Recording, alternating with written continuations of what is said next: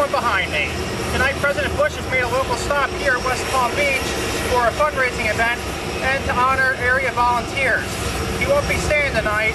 Air Force One should be taking off at 6:30. A $1 million home has gone up in a blaze tonight as Palm Beach Fire and Rescue are still battling this 3-alarm inferno. The fire started 2 hours ago. Investigators are stating the fire might have started in the garage because it was filled with gas and propane tanks. The house was filled with old heirlooms such as scriptures and Torahs, but after tonight, this home is now worthless.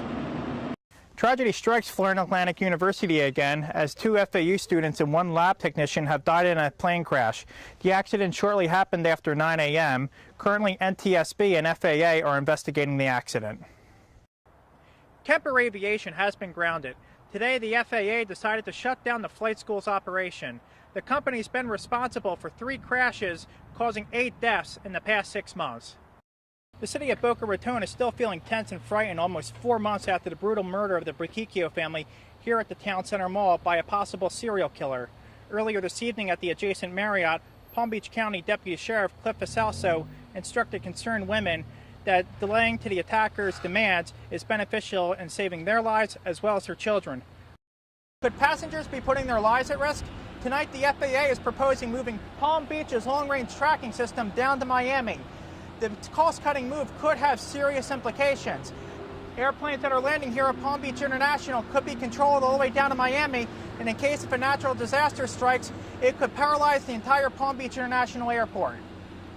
This portable television is the lifeline for many South Floridians during hurricanes, tornadoes, and other natural disasters. However, this analog device will no longer work after the digital switch in February 2009. Sadly, many residents may be left in the dark with this waste of metal and plastic.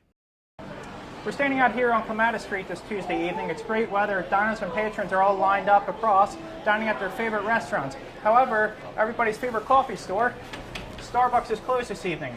All 7,100 stores are closed as employees are being retrained. CEO Howard Schultz is calling it a re-education because stocks fell 42% last year and same-store sales dropped 1%.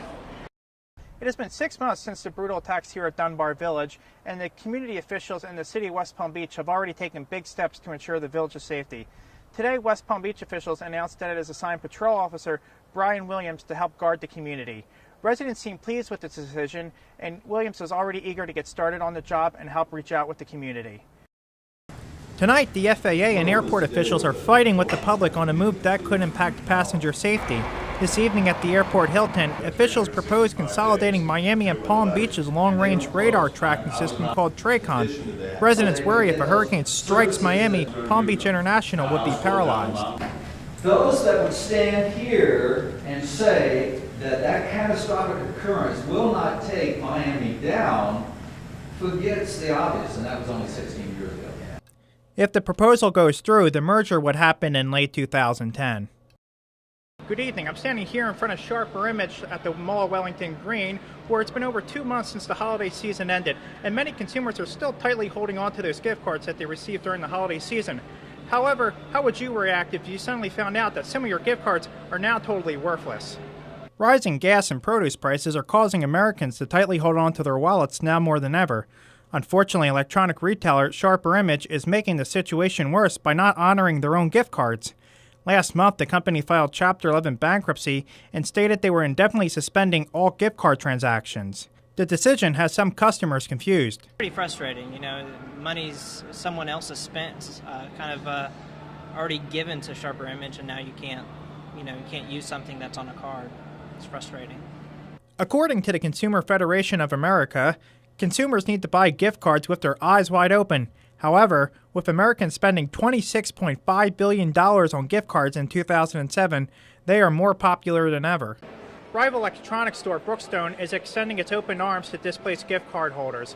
Customers that have Sharper Image gift cards can bring their cards into the store and receive a 25% off discount on most items. Reporting live at the mall at Wellington Green, I'm Matt Horan, News Channel 5. Is South Florida ready to all aboard? As drivers are pumping more money into their gas tanks, is South Florida ready to make the switch to Tri-Rail? What originally began as a temporary solution to ongoing road construction, Tri-Rail has been servicing South Florida now for over 2 decades. Recently, people are starting to take notice. Robert Perez is a 43-year-old Miami resident who made the switch 2 months ago. I find it more cheap because if I drive the car, it's going to cost me more. The way the gas is right now, it's cost me probably $40 to $50 a week. Perez isn't the only one making the switch. Tri-Rail reports over a 10% passenger increase from last year and a 34% increase since 2004. The service has also experienced record daily ridership in the past 3 months. Perhaps new riders are now facing the fact that high gas prices and traffic jams is just life in South Florida. Sarah Chacon is another Miami resident who's made the jump.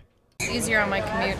How so? It was taking me an hour to go 6 miles. Yeah, right? Will this be an ongoing trend? Will South Floridians start following the same route as Philadelphia, Boston, and New York?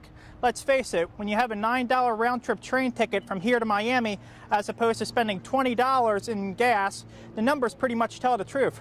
Reporting at the West Palm Beach train station, I'm Horan, News Channel 5.